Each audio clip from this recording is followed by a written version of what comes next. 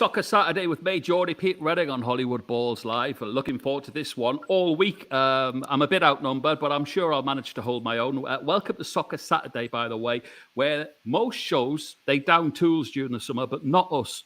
We go again and again, racking up more appearances than Katie Price's barrister.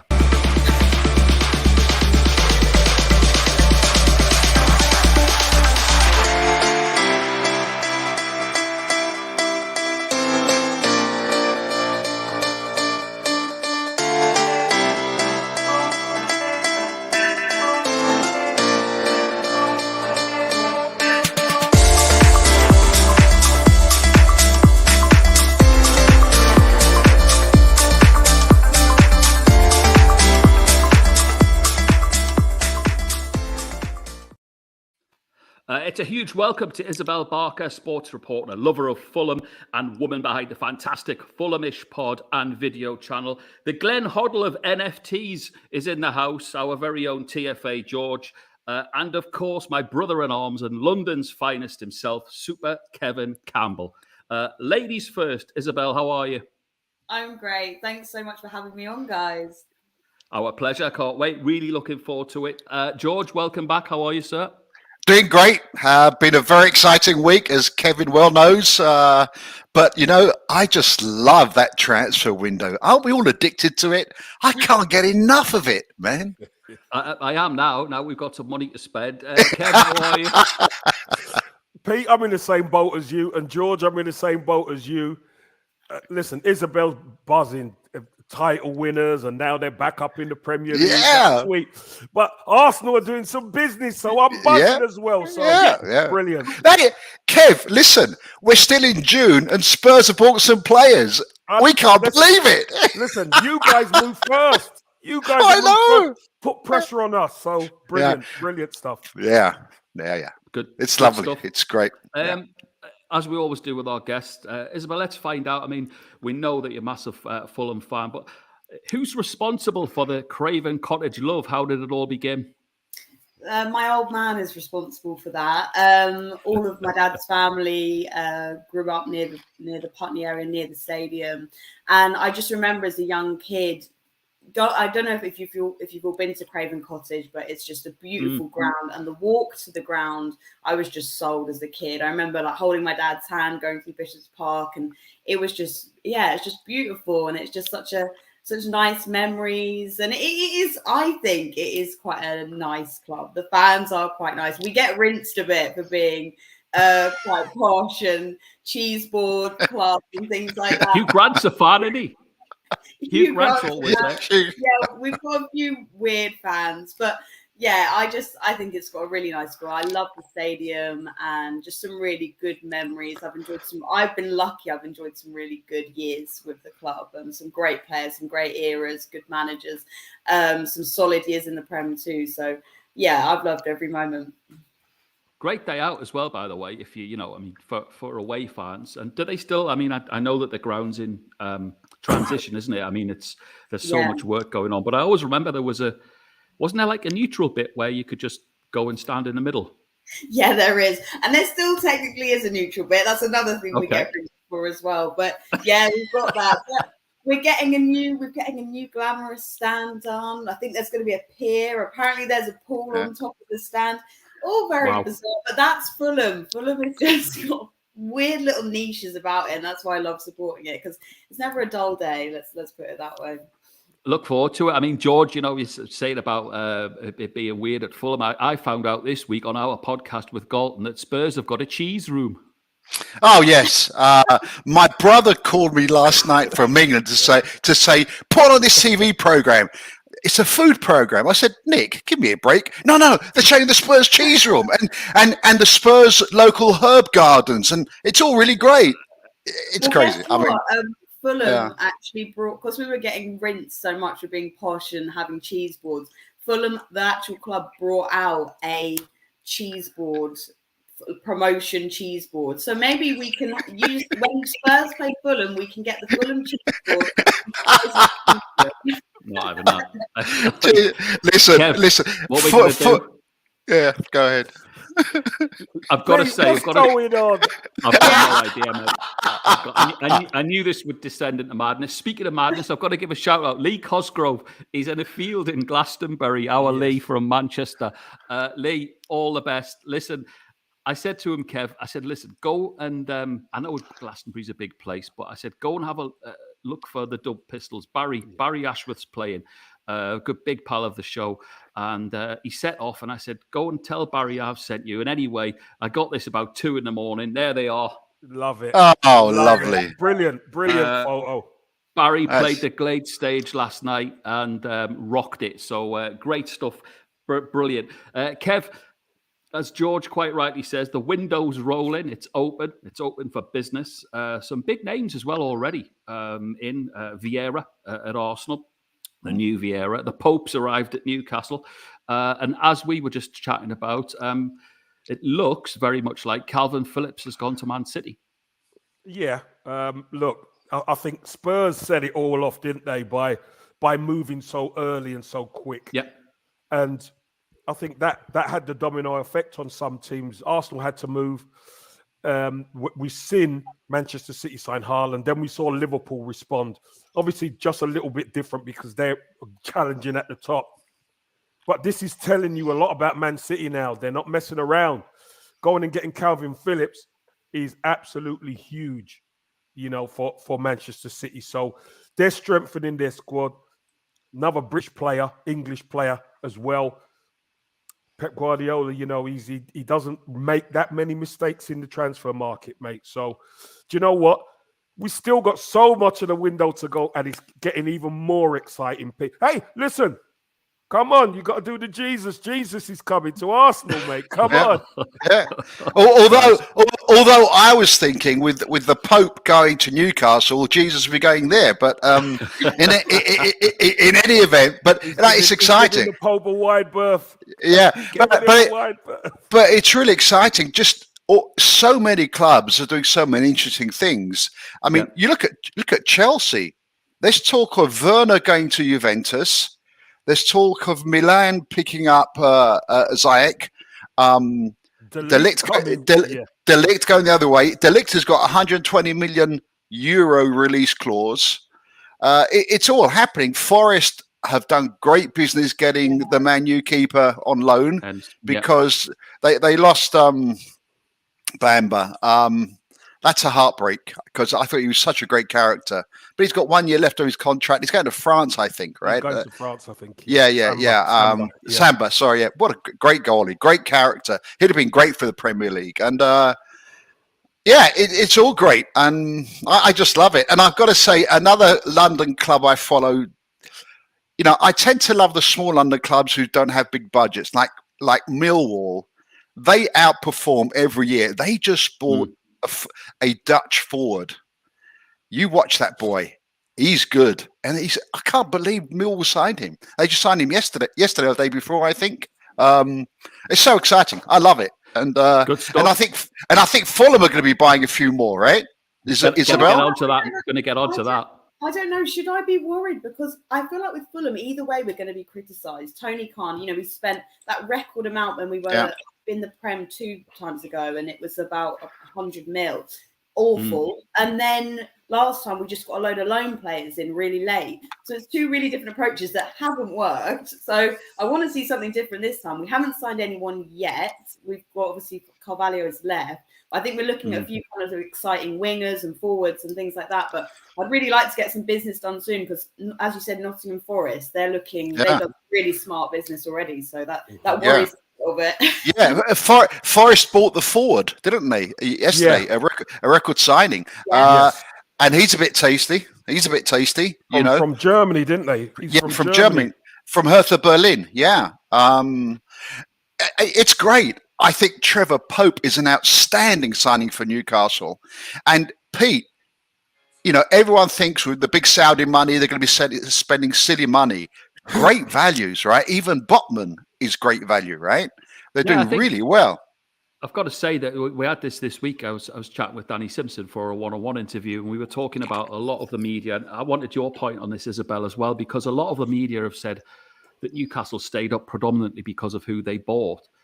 And I'd like to sort of challenge that and say, yeah, of course, you know, they had one-star signing with Bruno Guimaraes. But other than that, I think Eddie Howe has utilised what he had and transformed them into a team that stayed up. So I think it'll go carefully. I don't think that they'll rip the DNA out of that side. But obviously, additions like Botman are a wonderful addition. Yeah. Do you think it was also very much like you mentioned DNA there? Do you think it was kind of transforming the culture a little bit, and there was obviously disruptions behind the scenes and players disgruntled and feeling unhappy, and actually Eddie Howe had to completely change how people were feeling and make them feel, you know, like they're passionate about the club again and wanting to wear the badge and happy in training behind the scenes, not just about signings and things like that, but actually, you know, players having a smile on their faces again. Little things, you know. I mean, one thing that the fans love is this: when they have a win, the photographer goes in and takes a picture of the team in the dressing room, whether it be home or away, and it's become a thing amongst the players. Yeah. Little things like that. I've got to say a few highs. Big hi to Rob Alexander, who's he's responsible for our intro music. DJ Rob, a massive Pompey fan, great lad as well. Ryan Glover. G Traders in the house. He says up the toffees. He's been quiet. He's only come back in since Everton stayed up. I've never heard. You're damn right. He was keeping his nut hiding behind the sofa. Ben Shields up as well in South Shields this morning. Ben, how are you? He says Botman to Newcastle. Yeah, it does look good. Isabel, I'm going to come back to you and say, you know, what's the script for Fulham? Is it a stay up? And we talked about how key Mitro is. You mentioned there, is it key then to go and get someone to feed him for those goals? Yeah, because you've seen when we were in the Prem last and he was really unhappy under Scott. I think he scored about 3 goals, which was just awful numbers for him, considering how well he did in the Championship. Yeah. And then we saw him for Serbia and he really kicked on again and he was getting that delivery from their wingers. So like you said, we need that delivery. We've lost someone like Carvalho who links up with him so well. So we're really going to have to be smart with getting someone to fill that gap, because that's a huge gap. I was gutted to see him go for such money. So definitely getting the best out of Mitrovic. He's the record second-tier goal scorer, not just the Championship, but the second tier. Amazing. So if you cannot utilize a player like that, what hope do you have? So yeah, we've really got to do that. Keep him happy. But we've seen with players when a manager suits their style like Marco Silva does, I think, you know, Marco Silva's getting the best out of him, and I think we really can see him kick on in the Prem because he was unhappy under Scott last time. I've got to ask you, has Mitro has he worked on his temper and his addiction to getting cards? No, it's really good to talk to a Newcastle fan because it's like such different opinions. But for me, I think he has, and he's actually, where he used to lash out and things like that, he's actually stuck with Fulham during really hard times. You know, when we've been relegated twice, and he's stuck with us. So I think it showed he has matured. I always forget, footballers always look so much older, don't they? But I think he's only about 26. Is that a direct dig at me there, Isabel? Oh no, I'm staying quiet there, but no, and I always forget he is quite young, but he has matured a lot, and I think he's stuck with Fulham through hard times. He's, you know, he controls his temper. Do you remember that moment when we were in the Prem under Slavisa and him and Abubakar Kamara, they had a fight over who was going to take the penalty. But Mitro actually was really mature and handled it really well. And I thought maybe that's a lot different from his Newcastle days. Maybe it would have been a different story. They would have actually had a full-on scrap. He became, rather than becoming a great player, he became a cult hero on Tyneside. And I mean, this image is all I remember of Mitro. This is like literally encouraging the fan that had ran on the pitch, celebrating with it. Is that you, Pete, on the pitch? Yeah, actually on the pitch for Mitro, And you know, his debut, right, it was against Man United, and he got a yellow card after 18 seconds on his debut. Yeah, love it. And but that was it. He was after that. Yeah, but it's interesting, you know. The makeup of every player is a little bit different. There's some similarities, right? Mitro has an edge, and you don't want to nullify that edge too much, right? Yeah. I'll never forget the great Ian Wright. I mean, Super Kev will know, right? Ian Wright, he was a firecracker, right? And he was a bit cheeky very often, but he needed that edge to be so brilliant. And he was and he's a wonderful man. So, you know, with Mitro, I think he's done a good job in dulling it down a little bit. I want to see him getting some more yellow cards because it shows you he's still got that edge. And I think he needs that for that game, for his game and for the team, and to help beat, you know, the opposition. I think, Too busy scoring for yellow cards, Stuart. I can't wait for the season, man. I can't wait to see Forest and Fulham. It's great. I think you're right though, because I think he really thrives off that like crunchy atmosphere. He really enjoys going to the away end and, you know, cupping his ears and things like that. He thrives off that, and it actually makes his game better. So we don't want, like you said, I think it's important not to be too dulled down, not to behave too well, because it is part of his game, like you say.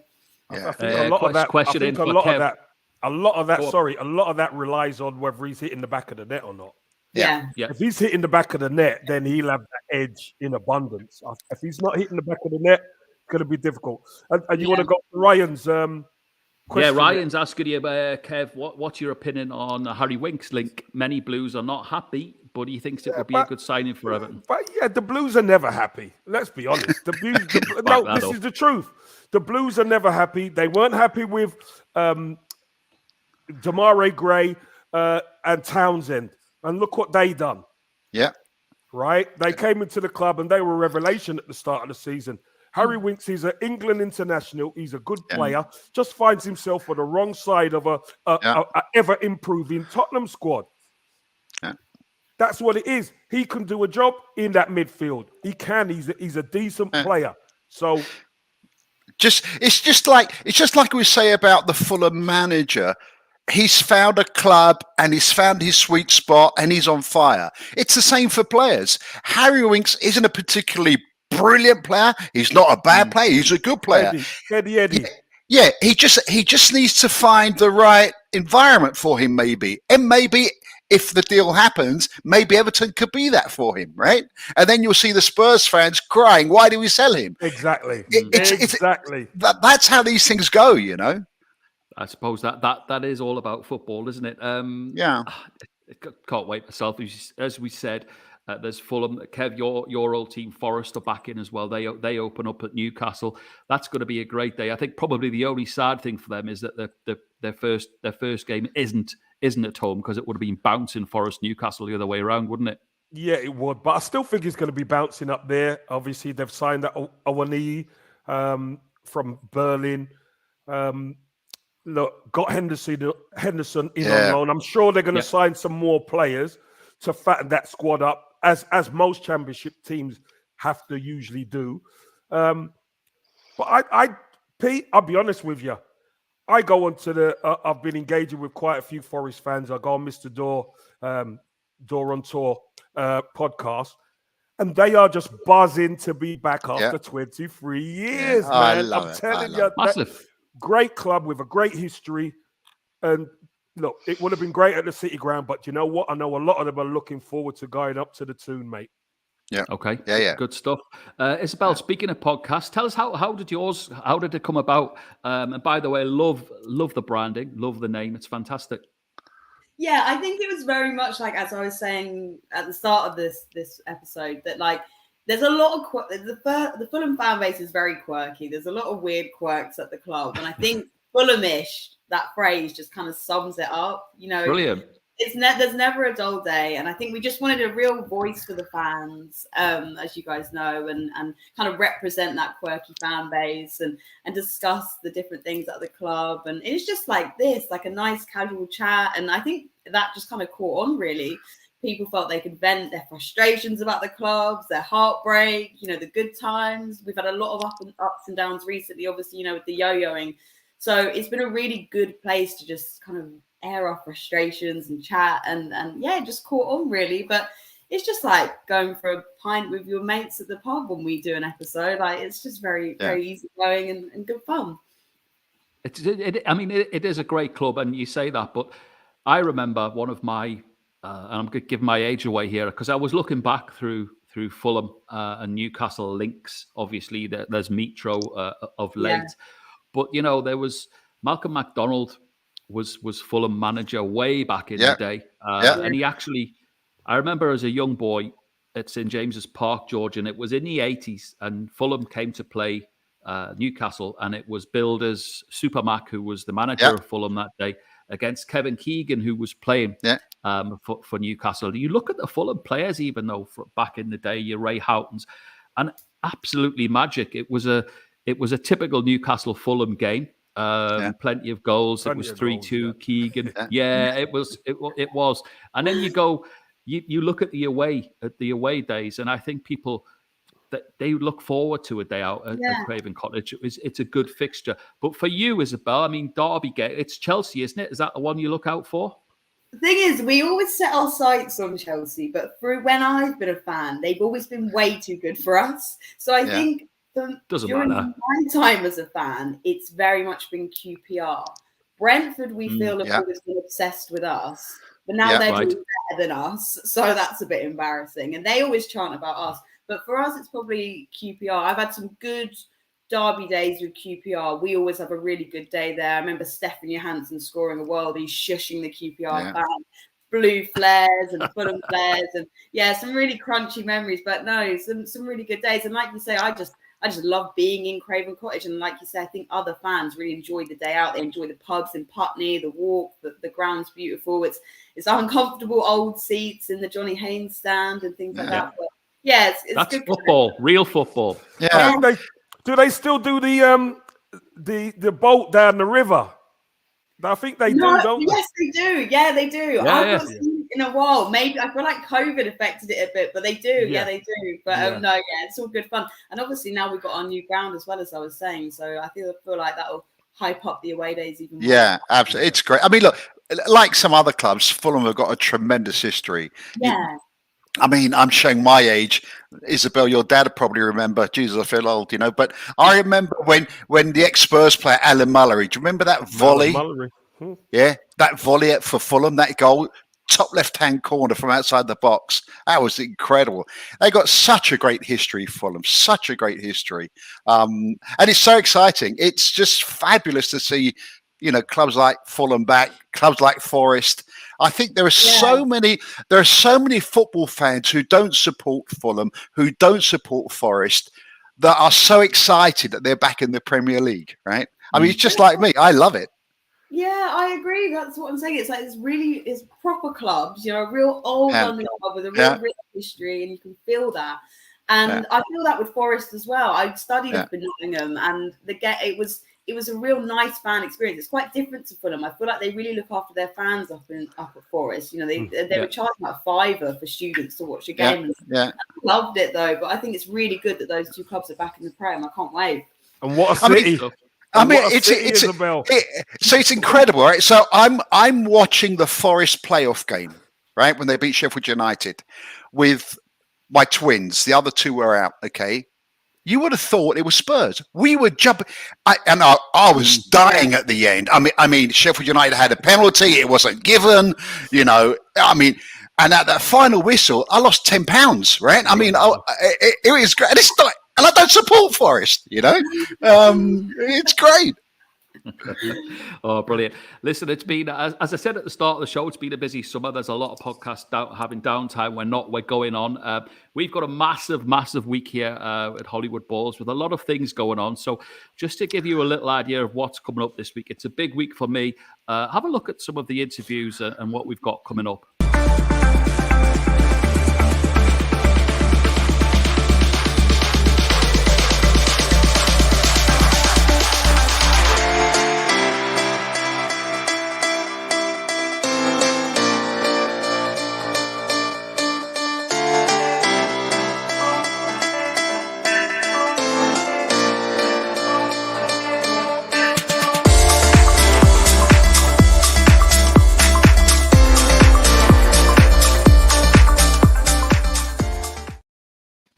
Premier League winner Danny Simpson, one-on-one. Harry Redknapp as well, when he works out how to open his electric gates, which he's had trouble with since he's been on the phone to me arranging it all. Fantastic. And of course, our new food football podcast with Galton. Kev, He's not having Newcastle, by the way. He's so devastated that his beloved Norwich City have been relegated, and boy, is he taking it out on me on the podcast. But fantastic. Pete, sometimes you just have to accept your Premier League and he's not. You just have to accept it, Pete. He's been trying to sell to me that football's not his big thing. He's into cricket. He's a member. He's a member at Lords, by the way, and he was explaining on the first episode that it takes 17 years to be vetted to be a member at Lords. 17 years of waiting around to get that tie. Are Norwich that bad? I said to him, no wonder they're all asleep when you see them in the members area. They've been waiting 17 years to get in. Lords is great, man.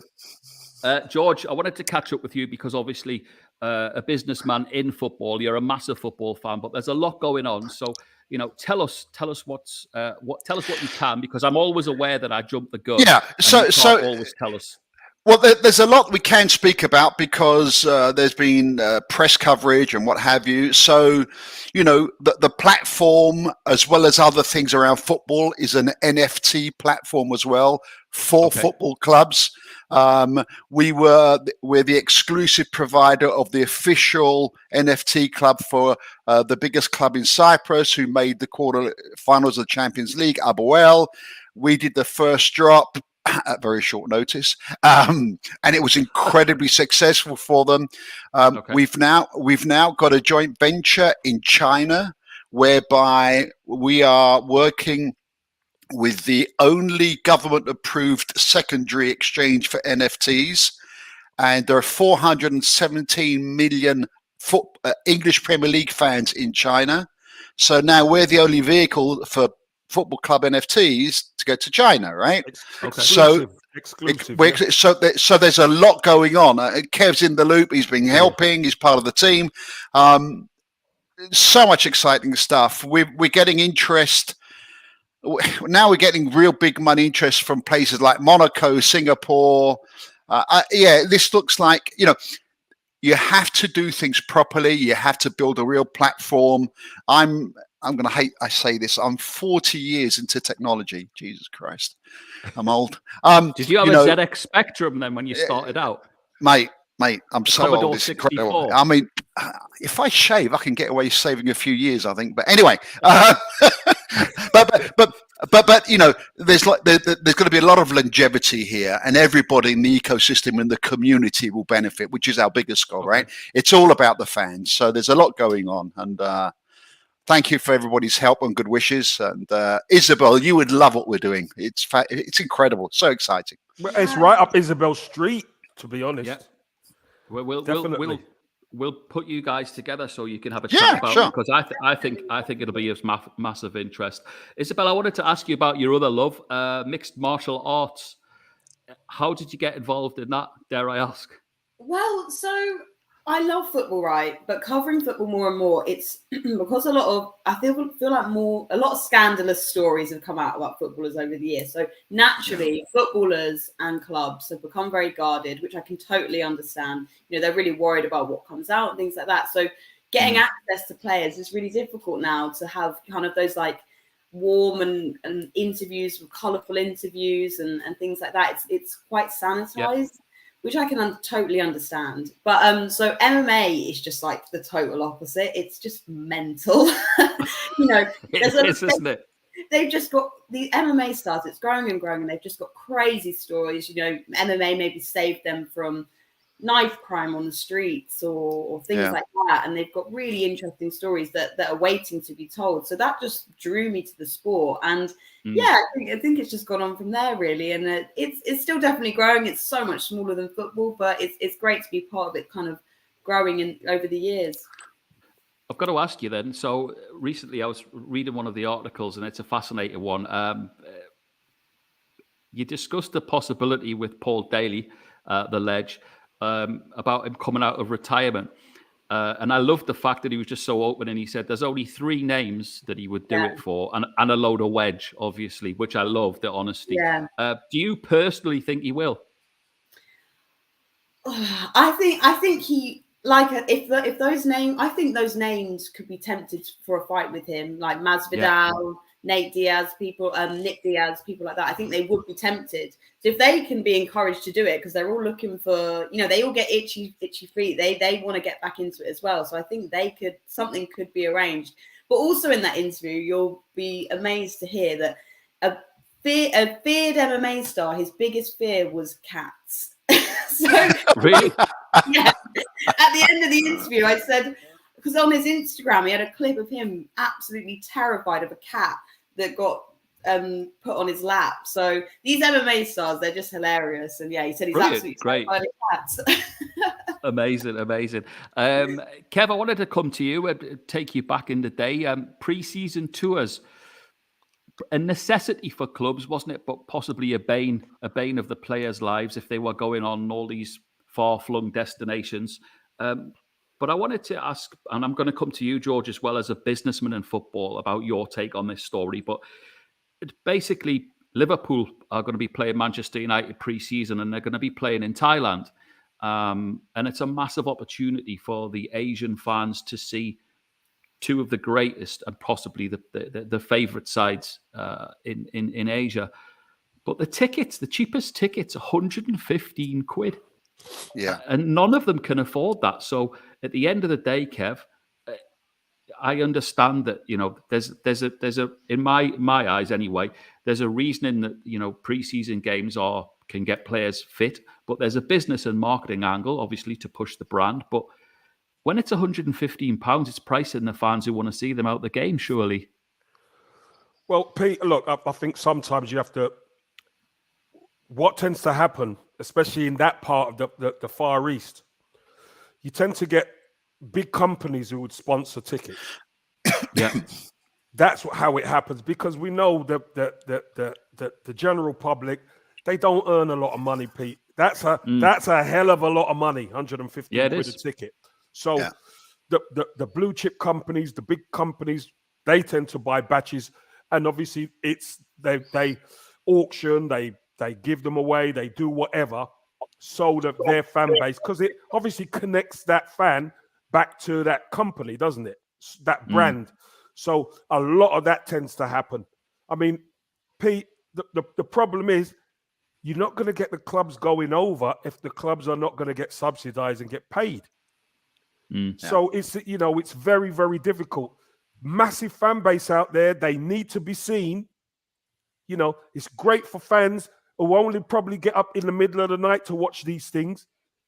They get the opportunity to actually be at a game, although it's pre-season. So, yeah. I mean, look, George, what's your take on it, George? Because I was really interested to hear what you feel about this from both sides. It's no surprise that great clubs, Man United, Liverpool, many clubs go to Asia for pre-season tours. Thailand is crazy about football, Premier League. Yeah. The biggest, Man U is the most popular club in Thailand, followed by Liverpool. I'll give you the numbers. You'll be sick how I know this, but 31% of fans support Man U in Thailand, 25% Liverpool, right? It's 1 and 2. They're huge there, right? So Liverpool are playing Man U in Thailand, right? It clearly, clubs are trying to extend their reach. Spurs, surprise, surprise, are playing in South Korea, Seoul, right? Yeah. Spurs have 17 million fans in South Korea. Most of it is because of Heung-min Son, right? Yeah. So they're trying to extend their reach as far as Asia, because over time that becomes more lucrative for them, right? I mentioned earlier what we're doing in China with the NFTs, with our crypto TFC. The market is huge, so it's no surprise. I think it's great for the local fans. It's great for the local communities.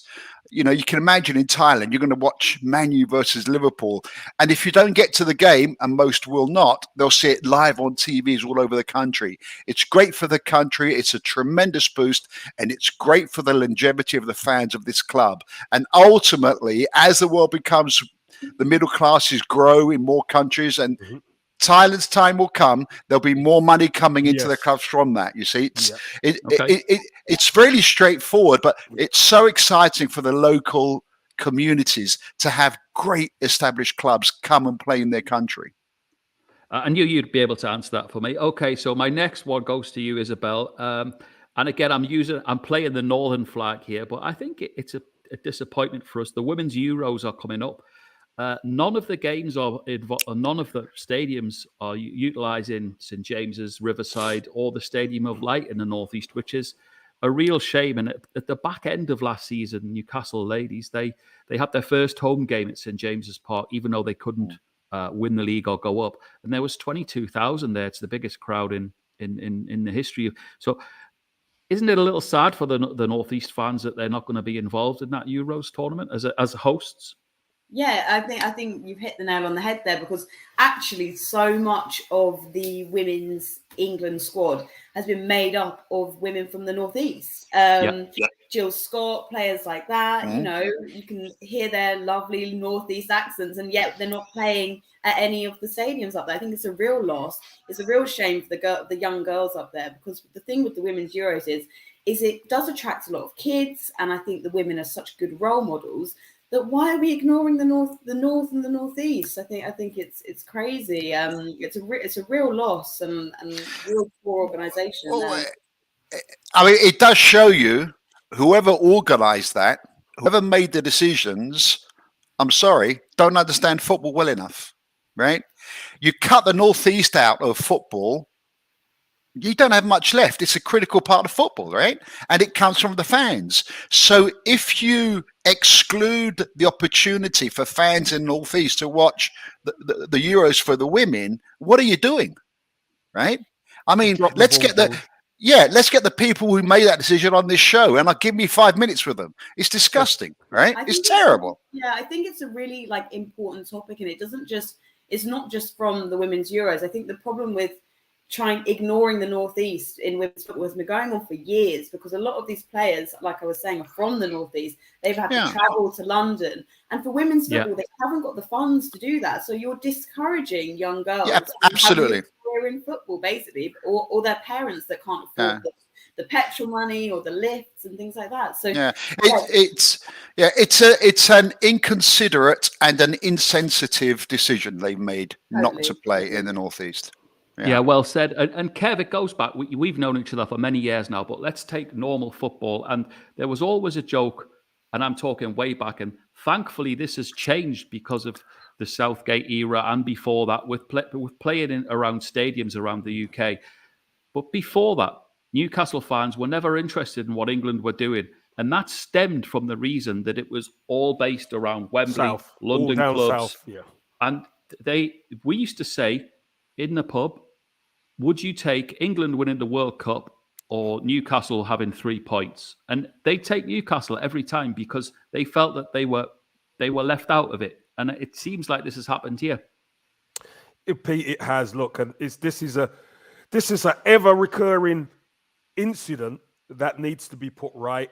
It's good to see that. The England team have moved from Wembley and have been at Wolves, etc. It's good to see that. Obviously, can't forget the Northeast. Got to play at Sunderland, got to play at Middlesbrough, got to play at Newcastle, got to play up there because those fans deserve it as much as anybody else, Pete. So, whether it's the women or the men, you cannot exclude the Northeast. No chance. But even from an events perspective, okay, I mean, they've got 3 of the best stadiums in the land. Yeah, I mean, Pete, there is no justification for the decision not to include the Northeast as venues.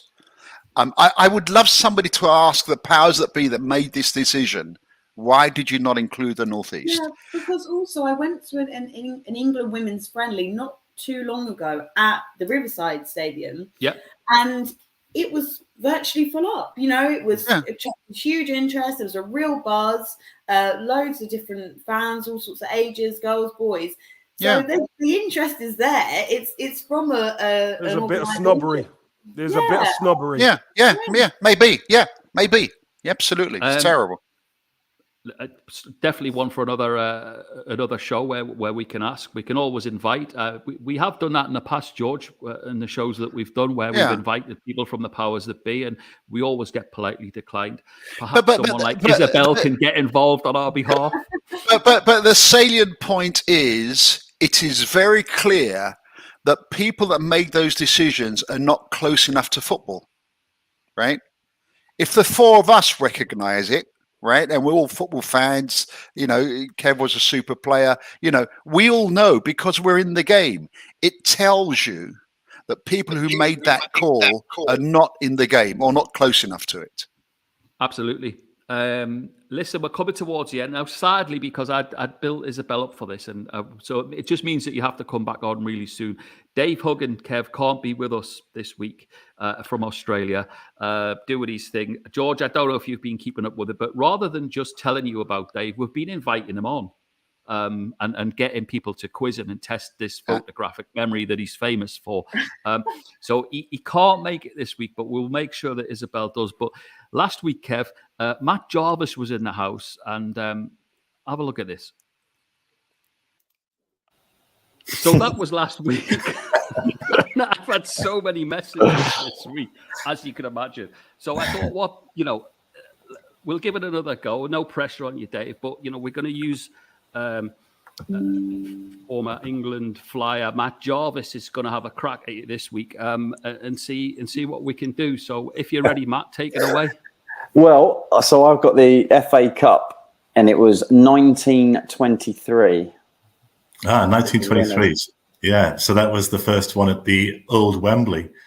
So that was Bolton 2, West Ham 0. And there was meant to be 125,000 people at Wembley, and that day, and it was the White Horse final, wasn't it? It was Billy the White Horse helped organise the crowd into some sort of order because they were all.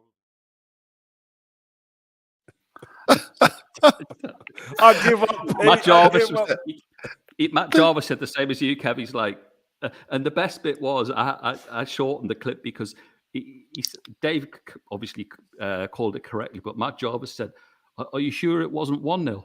And then so Matt's googling it. Jarbo's googling it, and he's it's going, 2-0. "Oh, actually, it is 2-0." I'm like, how could you even question him? He's got memory. The guy's a legend, absolute legend. It's nuts. So listen, we've got he's given us every year, Isabelle. So what we will do is we'll make yours next week because I know he's around. So even if we get you to leave a message, we'll get you to do it. So he takes every year, Kev, from 1880. 1880. You can do it on the spot, right? He does every it on year 1880. up until now. Absolutely fascinating. Just pick your year. Absolutely. Listen, that's it for this weekend. It's been marvelous. First and foremost, thanks go to Isabelle. Thank you so much for taking the time to join us. It's been a pleasure having you. Thanks so much for having me on. I really loved it. It was great. Fulham Liverpool first up. We'll let you get into the pattern before you're in the top four, and then we'll get you back on and we'll review how the season's going. I know a nice easy way into the Get them out the way. I know. To be fair, last time we played them, we did actually beat them. It was one of our only wins in the Prem. So fingers crossed. I'll take that, Isabelle. I'll take that. Yeah. George, Kev will love that. George, it's been fantastic seeing you. Just keep us up to date with everything that's going on. We'll be keeping an eye on Conte and Spurs and what's going on down the lane for the transfer market. So no doubt we'll be WhatsApping this week. It is a bit of a miss, George, with no games because you normally WhatsApp me going, "This referee's terrible. This referee's awful." And Kev, brilliant to see you, Kev. Keep an eye on the transfer window for me. I think there's still there's still a few revolving doors, I would imagine, both for Arsenal and Newcastle. Still some work. But you're relatively happy, aren't you? I am relatively happy. Yeah, there's a few people coming through the door and a few other irons in the fire. So I'm relatively happy, mate. Okay, that's it from all of us and from me. Look out this week because I'll be announcing on social media when this little lot are coming up. Really, really excited to be lucky enough to be interviewing the likes of Harry Redknapp, Danny Simpson as well. And of course, our podcast with Galton will be out on Tuesday afternoon. From all of us here, have a great Saturday and we'll see you really soon.